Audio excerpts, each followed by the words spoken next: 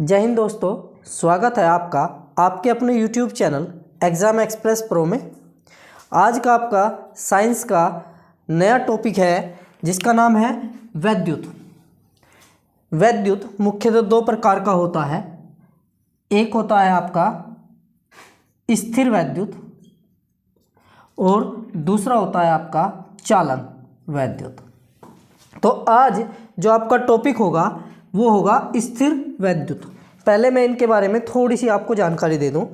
स्थिर वैद्युत वो होगा जिसमें आवेश स्थिर अवस्था में होता है, ठीक। चालन वैद्युत जिसमें आवेश प्रवाहित होता है, ठीक। अब इसमें जो ये आवेश वर्ड आया, बस इसी का ही खेल है जो कुछ भी है। वैद्युत में आवेश का ही खेल होता है, आवेश से आपको सब कुछ समझना है। तो पहले हम बात करते हैं आवेश की। ये आवेश क्या होता है? आवेश किसी भी पदार्थ का, क्या आवेश किसी भी पदार्थ का आंतरिक गुण है, ये ध्यान रखेंगे। आवेश किसी भी पदार्थ का एक आंतरिक गुण है, ठीक, जिसकी सहायता से कोई एक वस्तु दूसरी वस्तु को या तो आकर्षित करती है या प्रतिकर्षित करती है, या तो आकर्षित करती है या प्रतिकर्षित करती है, ठीक है।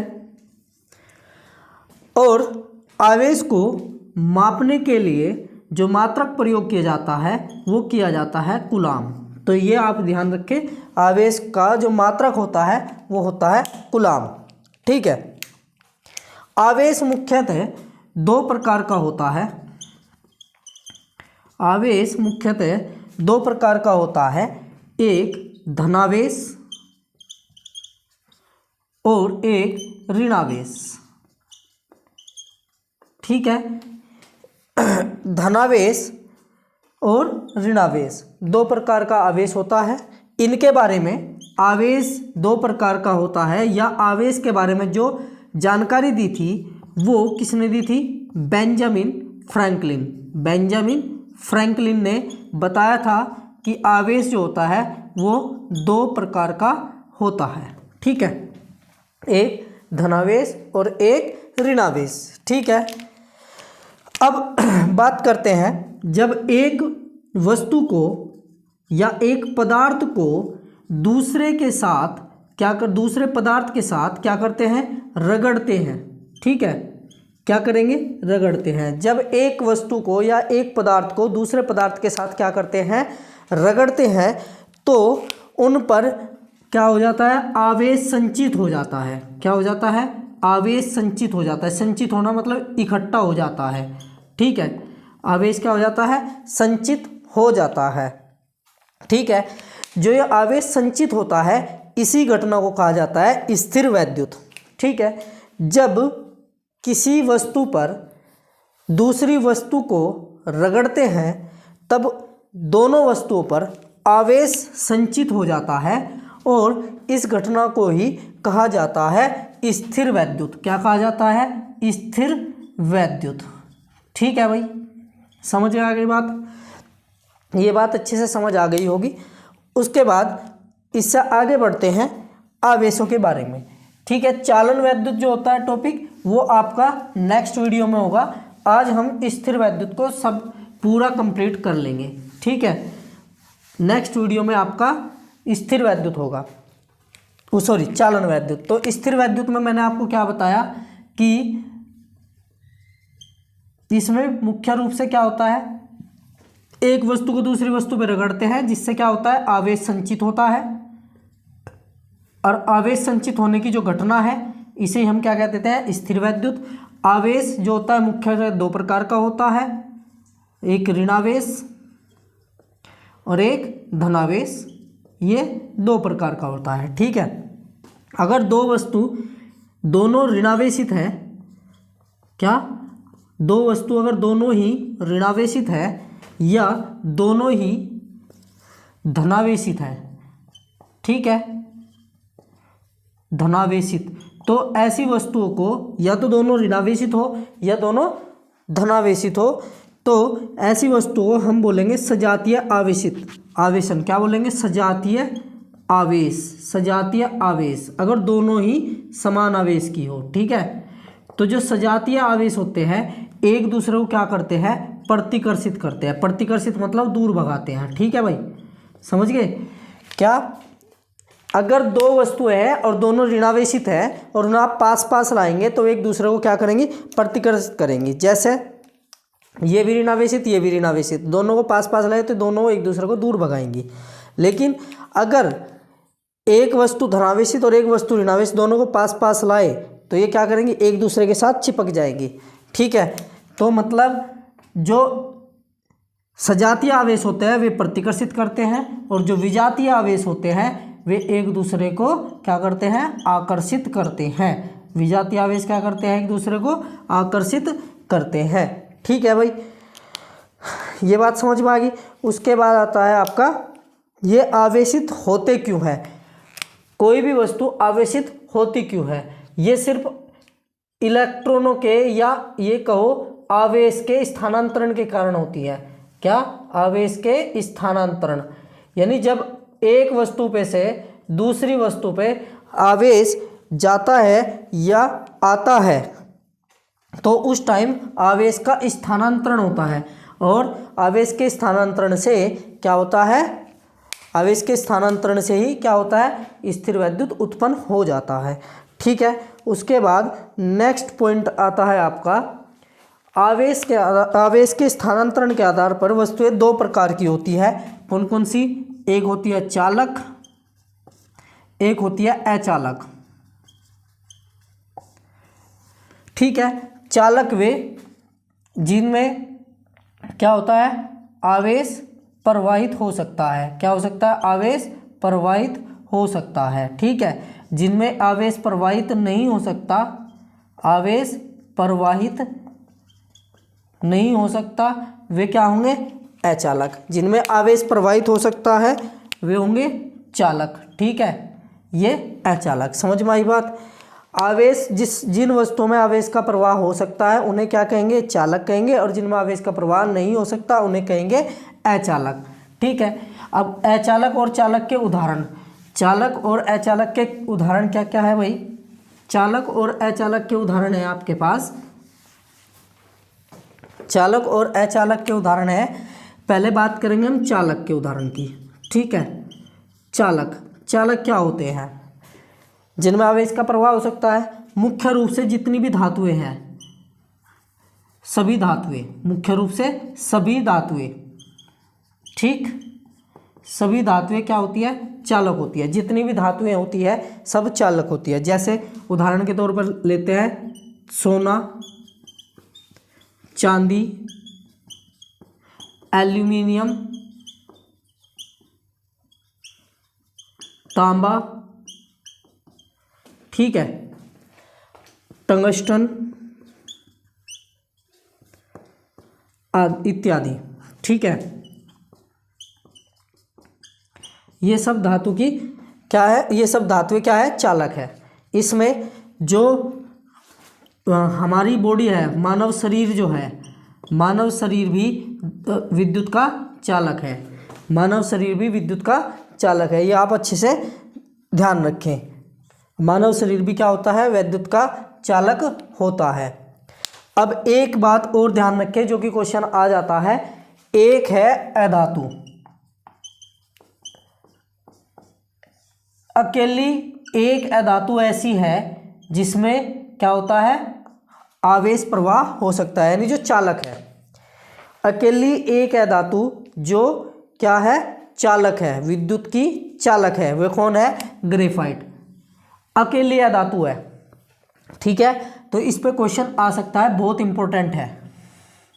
ठीक है, अकेली अधातु ग्रेफाइट ऐसी है जिसमें धारा का प्रवाह हो सकता है। ग्रेफाइट आपने देखी भी होगी, सभी पेंसिल यूज करते हैं। जो पेंसिल का जो रिफिल होता है, पेंसिल का रिफिल, वो क्या होता है? ग्रेफाइट ही होता है, उसमें धारा प्रवाहित हो सकती है। तो ये ध्यान रखें, चालक जो होती है सभी धातुएं चालक होती है। इसमें मुख्य रूप से मानव शरीर भी एक क्या है, चालक है। सोना, चांदी, एल्यूमिनियम, तांबा, टंगस्टन इत्यादि ये सब क्या है, चालक है।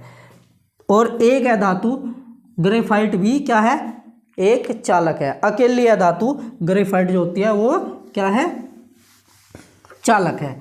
उसके बाद आता है आपका सबसे अच्छा चालक कौन है। सब विद्युत का सबसे अच्छा चालक, सबसे अच्छा, सर्वश्रेष्ठ विद्युत का सबसे अच्छा चालक वो क्या है भाई, वो है चांदी। ध्यान रखना, चांदी, चांदी मतलब सिल्वर, ठीक है। जो सिल्वर होती है वो विद्युत का सबसे अच्छा चालक होता है, ठीक है बात। ये भी आपको अच्छे से ध्यान रखना है। दूसरे नंबर पर आता है तांबा, ठीक है। तो आपने देखा होगा जितने भी घरों में इलेक्ट्रॉनिक युक्ति बनती है उनमें ज़्यादातर तांबे का प्रयोग किया जाता है, क्योंकि तांबा जो होता है वो अच्छा चालक है। तो चांदी का प्रयोग क्यों नहीं होता, क्योंकि चांदी जो होता है बहुत ज़्यादा कॉस्टली हो जाएगा। कॉस्टली मतलब बहुत महंगा हो जाएगा। इस वजह से क्या होगा, चांदी का प्रयोग हम ज़्यादातर इलेक्ट्रॉनिक युक्तियों में नहीं करते। हम किस में करते हैं, तांबे का प्रयोग ज़्यादातर किया जाता है, या फिर एल्यूमिनियम का किया जाता है। एल्यूमिनियम इनमें सबसे सस्ता पड़ता है, ठीक है। उसके बाद नेक्स्ट पॉइंट आता है अचालक का। अचालक मैंने क्या बताया, अचालक वे पदार्थ जिनमें आवेश का प्रवाह नहीं हो सकता। अचालक वे जिनमें आवेश का प्रवाह नहीं हो सकता, ठीक है। अचालक, आवेश का प्रवाह नहीं होता, ठीक। उदाहरण क्या है इसके, उदाहरण आ गया आपका रबड़, रबर जिसे हम बोलते हैं, कांच, कागज, प्लास्टिक और मुख्य रूप से अधिकतर अधातुएं, ठीक है। ग्रेफाइट को छोड़कर बाकी अधातुएं क्या होती है, विद्युत की कुचालक होती है। देखो, कुचालक भी कह सकते हैं और अचालक भी कह सकते हैं, ठीक है। सुचालक चालक होता है, कुचालक अचालक होता है। तो आपको ये बात ध्यान रखनी है अच्छे से। उसके बाद आपका नेक्स्ट पॉइंट आता है क्या, कूलाम का नियम, जो कि क्वेश्चन पूछा जा सकता है एग्जाम में। क्या, कूलाम का नियम।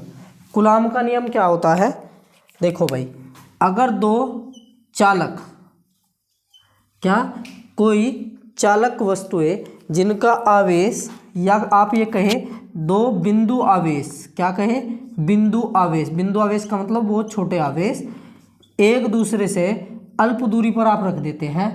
क्या, अगर दो बिंदु आवेश एक दूसरे से आप अल्प दूरी पर रख देते हैं तो उनके बीच में एक आकर्षण या प्रतिकर्षण बल कार्य करेगा, ठीक है भाई। क्या करेगा, एक आकर्षण या प्रतिकर्षण बल कार्य करेगा। तो वो जो आकर्षण या प्रतिकर्षण बल है वो दोनों आवेशों के गुणनफल के अनुक्रमानुपाती, दोनों आवेशों के गुणनफल के अनुक्रमानुपाती, और उन दोनों आवेशों के बीच की दूरी के वर्ग के व्युत्क्रमानुपाती होता है, ठीक है। ये कूलाम का नियम है। सीधी सी बात है, आपको बस इतनी बात ये ध्यान रखनी है, इसी के हिसाब से आपको याद रखना, क्योंकि डेफिनेशन कोई नहीं पूछेगा, लेकिन आपको ये बात फिर भी पता होनी चाहिए कि जो दो बिंदु आवेशों को अगर अल्प दूरी पर आप रखते हैं, या दो बिंदु आवेश यदि अल्प दूरी पर रखे हैं, तो उनके बीच में आकर्षण या प्रतिकर्षण बल जो होगा वो दोनों आवेशों के गुणनफल के अनुक्रमानुपाती और दोनों आवेशों के बीच की दूरी के वर्ग के व्युत्क्रमानुपाती होता है। तो यहाँ से क्वेश्चन किस तरीके से बन सकता है, यहाँ से क्वेश्चन बन सकता है, अगर आवेशों का मान अधिक हो जाए, आवेशों का मान बढ़ जाए तो क्या होगा, बल का मान भी बढ़ेगा, ये आप ध्यान रखें, ठीक है। एक भी आवेश का मान अगर बढ़ जाता है ना, अगर एक भी आवेश का मान बढ़ जाता है तो बल का मान बढ़ेगा, ठीक है, बल का मान बढ़ेगा, हमेशा ध्यान रखना। उसके बाद अगर दूरी बढ़ा दोगे, अगर दूरी बढ़ाओगे तो बल कम हो जाएगा, ठीक है। दूरी बढ़ाओगे तो बल कम हो जाएगा। क्यों? व्युत्क्रमानुपाती है। अनुक्रमानुपाती का मतलब है कि अगर एक चीज़ बढ़ती है तो दूसरी भी बढ़ेगी, और एक चीज़ कम होती है तो ये भी कम होगी। यानी अगर आवेश कम हुआ तो बल भी कम होगा, ये बात ध्यान रखना। ऐसे ही अगर दूरी की बात करें, अगर दूरी बढ़ती है तो बल घटेगा, और दूरी घटती है तो बल बढ़ेगा। ठीक है, सीधी सी बात है। अगर इन्हें पास पास लाओगे तो बल ज़्यादा बढ़ जाएगा, और दूर दूर ले जाओगे तो बल घट जाएगा। सीधी सी बात ये है। ठीक है, ये आपका कूलाम का नियम था। ठीक, उसके बाद नेक्स्ट पॉइंट आता है, ये क्या था आपका? कूलाम का नियम। ठीक है, इसे आप नोट कर लेना, कूलाम का नियम। उसके बाद आता है आपका नेक्स्ट पॉइंट। नेक्स्ट पॉइंट आता है आपका वैद्युत क्षेत्र। क्या आता है? वैद्युत क्षेत्र। वैद्युत क्षेत्र,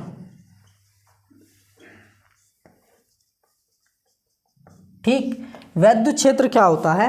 वैद्युत क्षेत्र होता है आपका, कोई अगर आपने आवेश रखा, कहीं पे आपने आवेश रख दिया, तो ये आवेश अपने चारों ओर एक क्षेत्र बना लेता है।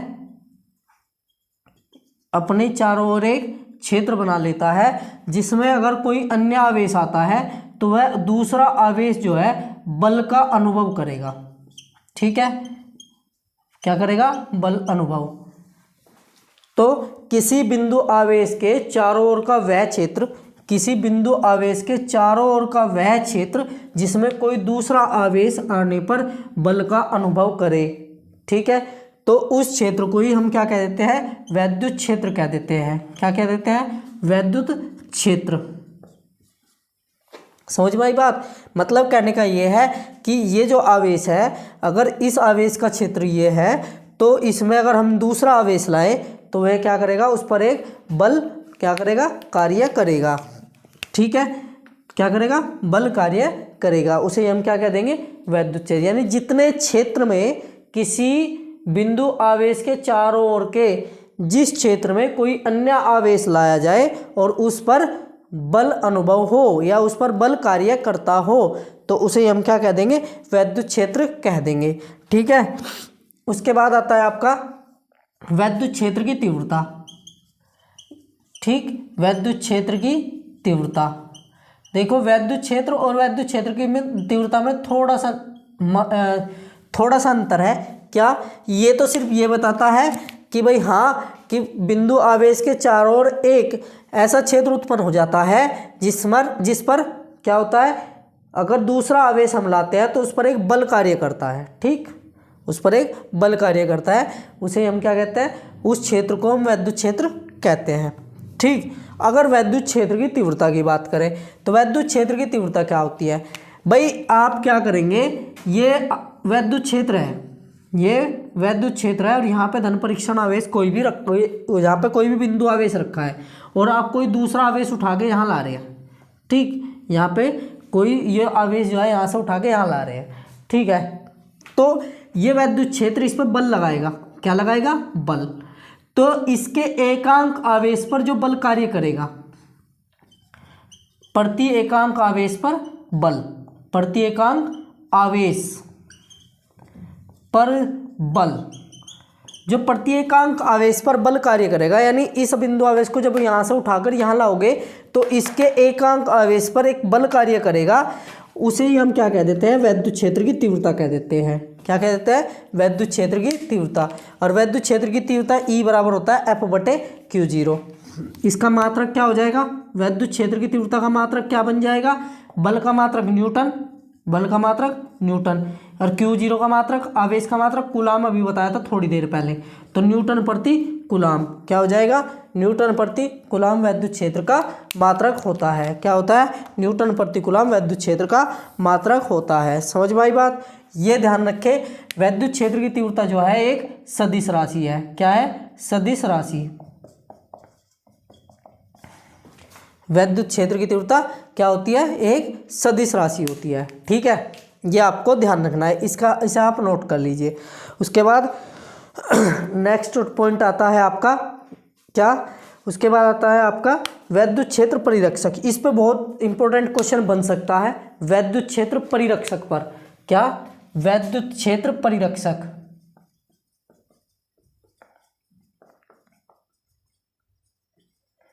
वैद्युत क्षेत्र परिरक्षक पर एक बहुत ही इंपॉर्टेंट क्वेश्चन बन सकता है।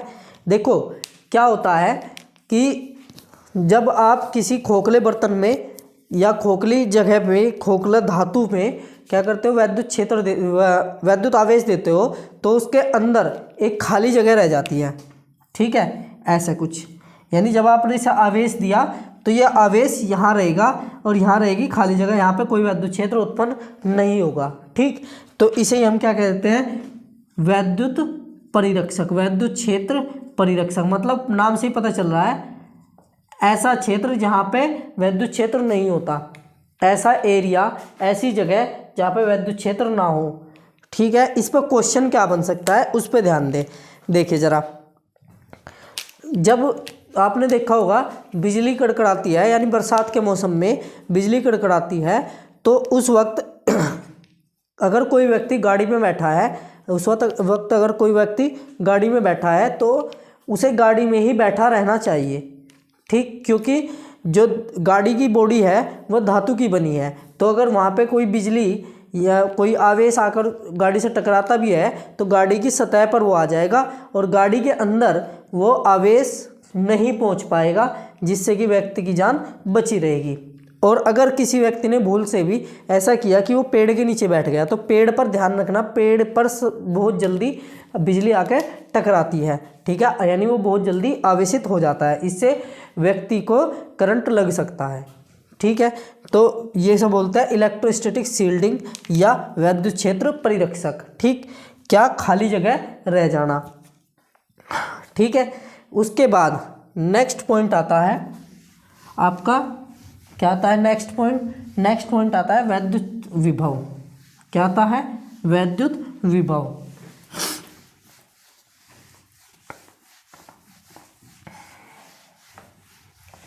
वैद्युत विभव क्या होता है?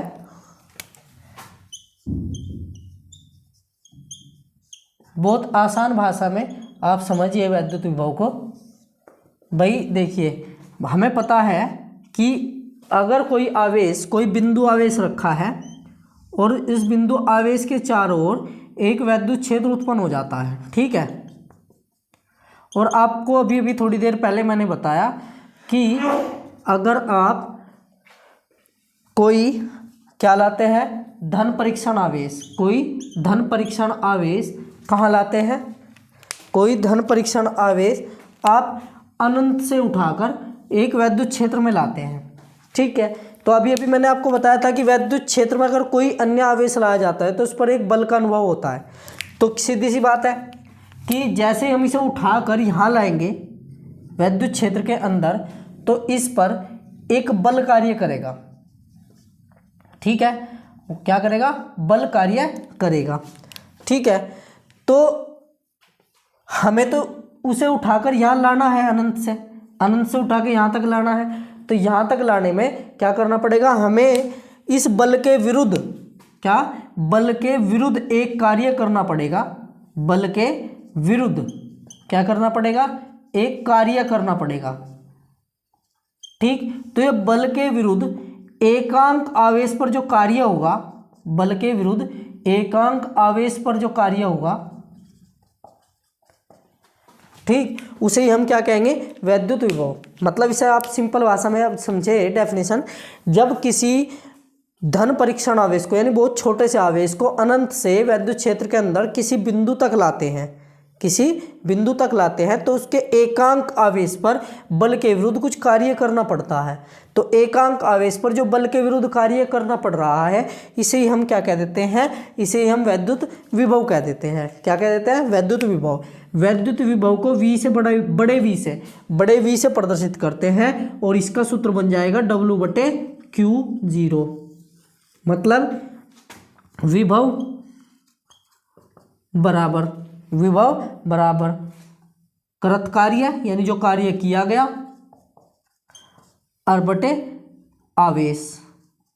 कौन सा आवेश? जो लाया गया है। ठीक है, विभव बराबर होगा कृत कार्य बटे आवेश। कार्य का मात्रक होता है जूल और आवेश का मात्रक होता है कूलाम, तो इसका मात्रक हो जाएगा विभव का जूल प्रति कूलाम। और जूल प्रति कूलाम को ही कहा जाता है वोल्ट।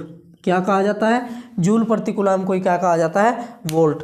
और ये ध्यान रखना कि यह एक अदिश राशि है। क्या है? अदिश राशि।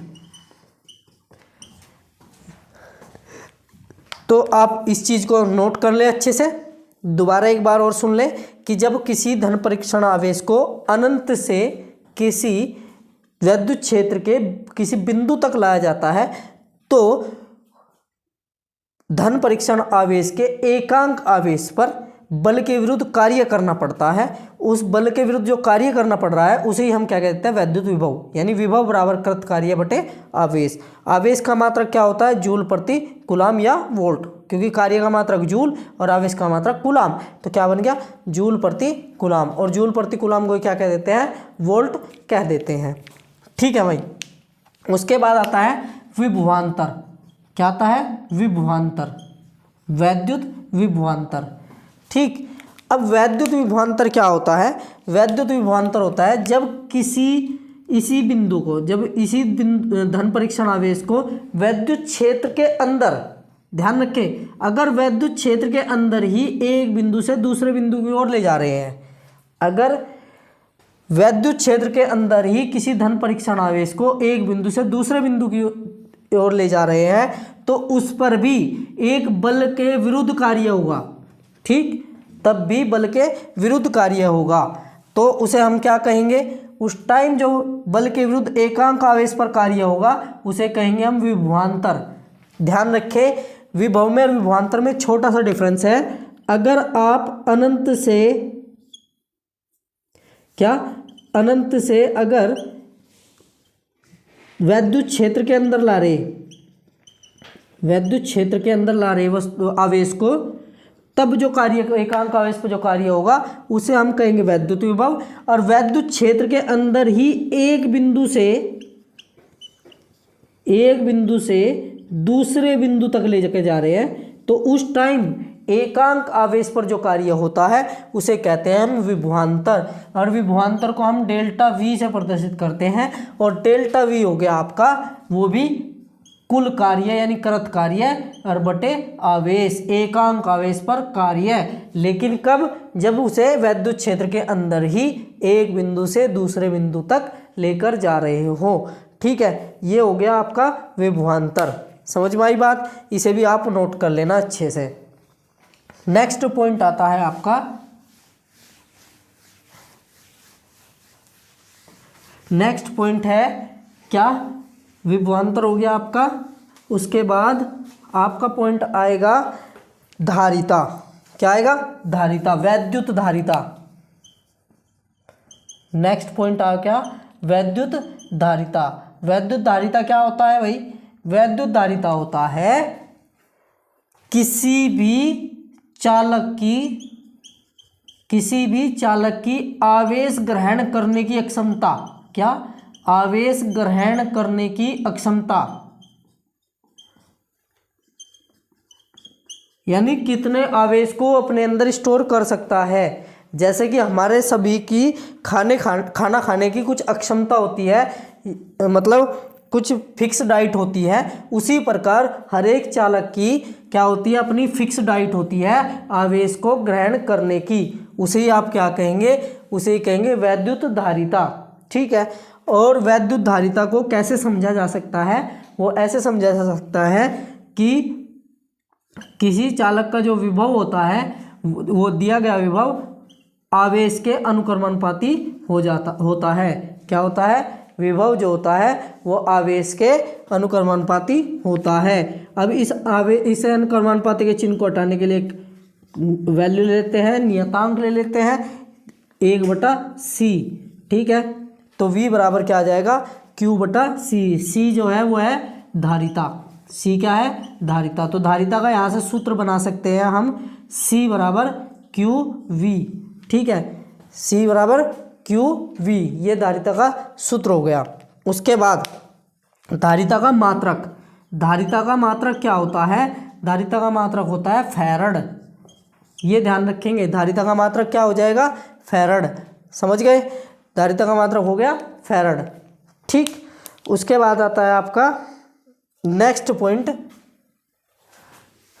क्या, वैद्युत सेल। ठीक है, वैद्युत सेल। भाई वैद्युत सेल होता क्या है, सभी ने देखा है, सभी के घरों में प्रयोग किया जाता है वैद्युत सेल। ठीक है, वैद्युत सेल होता क्या है, वैद्युत सेल एक ऐसी युक्ति है जो रासायनिक ऊर्जा को, क्या, जो रासायनिक ऊर्जा को कहीं में बदलती है, वैद्युत ऊर्जा में बदलती है। ठीक है, रासायनिक ऊर्जा को वैद्युत ऊर्जा में बदलती है, ये वैद्युत सेल एक ऐसी युक्ति होती है। ठीक है, वैद्युत सेल मुख्यतः दो प्रकार के होते हैं। कौन कौन से होते हैं, एक होता है आपका प्राथमिक सेल, ठीक, एक होता है प्राथमिक सेल और दूसरा होता है द्वितीयक सेल। ठीक है, कौन सा होता है, द्वितीयक सेल।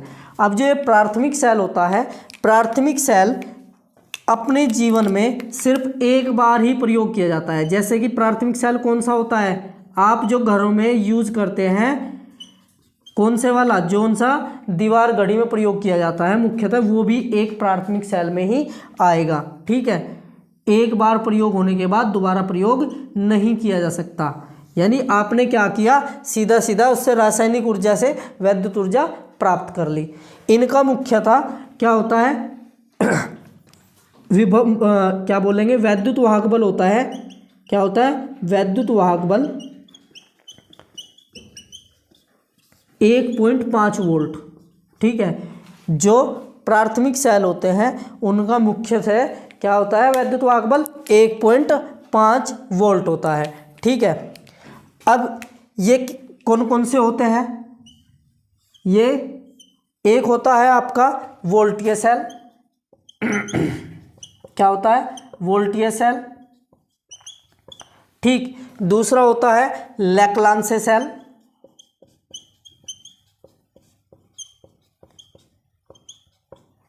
और एक होता है आपका वोल्टेज सेल हो गया शुष्क सेल।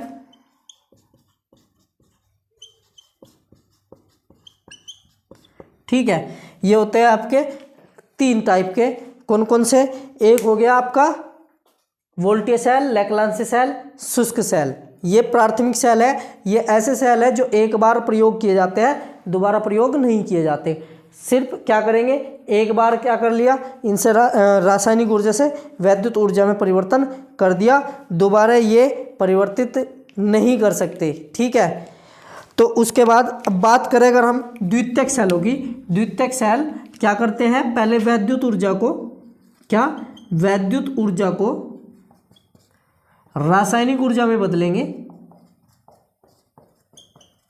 और रासायनिक ऊर्जा से फिर वैद्युत ऊर्जा में बदलेंगे, इसीलिए इनका नाम द्वितीयक सेल है। यानी इसे दोबारा यूज कर सकते हैं। ठीक है, इसीलिए इनका नाम द्वितीयक सेल है। जैसे कि घरों में प्रयोग की जाने वाली बैटरी जोन सी आप इन्वर्टर वगैरह पे यूज़ करते हो, कार में यूज़ करते हो, मोबाइल में यूज़ करते हो, ये सब बैटरी जो है वे क्या होती है, वे द्वितीयक सेल में आएगी। ठीक है, ये सब कहीं में आएगी, द्वितीयक सेल में आएगी। इनकी वोल्टता जो है वो 3 वोल्ट से बढ़ाकर कहीं तक भी, मुख्यतः जो हम घरों में प्रयोग करते हैं 12 वोल्ट तक प्रयोग की जाती है, 3 वोल्ट से 12 वोल्ट तक। जैसे मोबाइल की जो बैटरी होती है वो मिनिमम 3 वोल्ट होती है और मैक्सिमम 12 वोल्ट तो होती है। मैक्सिमम मोबाइल में जो प्रयोग की जाती है वो 6 वोल्ट होती है। मैक्सिमम 6 वोल्ट की बैटरी हम मोबाइल में प्रयोग करते हैं, और जो बड़ी बैटरी हम घरों में यूज करते हैं जिससे इन्वर्टर वगैरह चलाया जाता है वो 12 वोल्ट की होती है। ठीक है, अच्छा, अब बात थोड़ा सा यहीं पे आते हैं, वापस से आते हैं वोल्टिया और लेक्लांसे सेल पे एक क्वेश्चन बन सकता है, छोटा मोटा क्वेश्चन बन सकता है।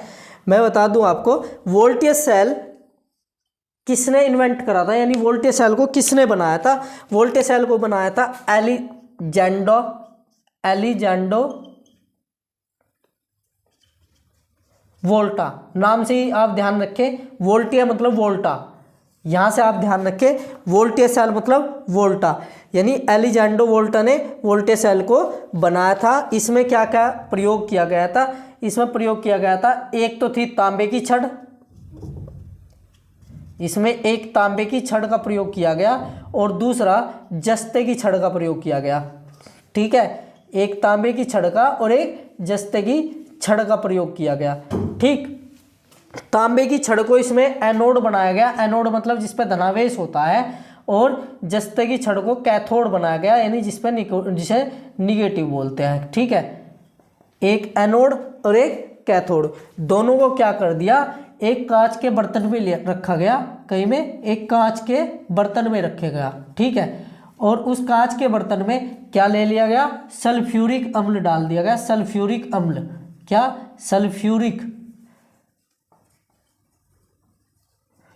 सल्फ्यूरिक अम्ल का प्रयोग किया गया। ठीक है, मतलब ऐसा कुछ किया, जैसे ये कांच का बर्तन हुआ, इसमें सल्फ्यूरिक अम्ल भर दिया और इसमें क्या डाल दिया, एक जस्ते की रोड और एक तांबे की रोड, ये डाल दी। ठीक है, और इसमें क्या भर दिया, जो H2SO4, H2SO4 मतलब सल्फ्यूरिक अम्ल, H2SO4, एक हो गया तांबा और एक हो गया जस्ता।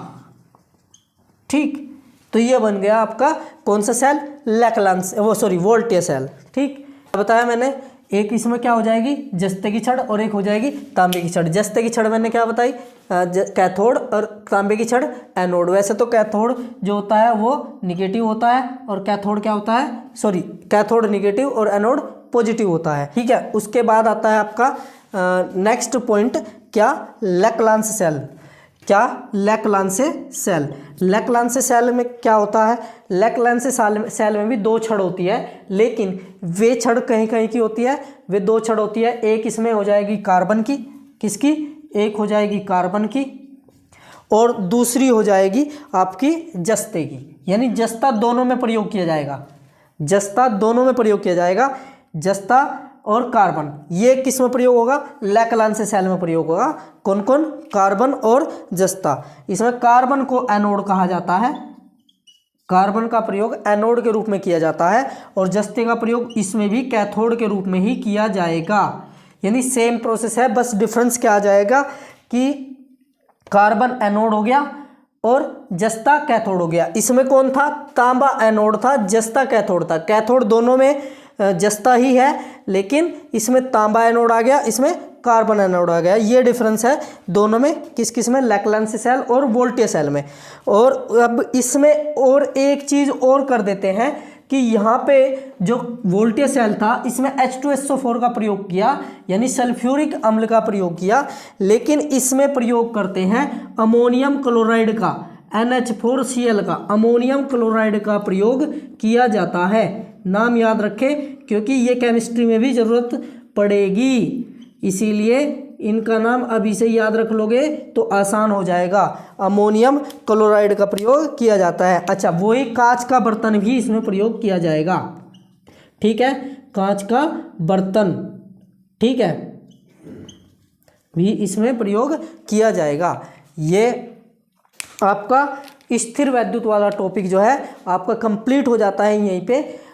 तो आपको अगर सेशन अच्छा लगा हो तो चैनल को सब्सक्राइब करें, सपोर्ट करें और शेयर करें। ठीक है, धन्यवाद।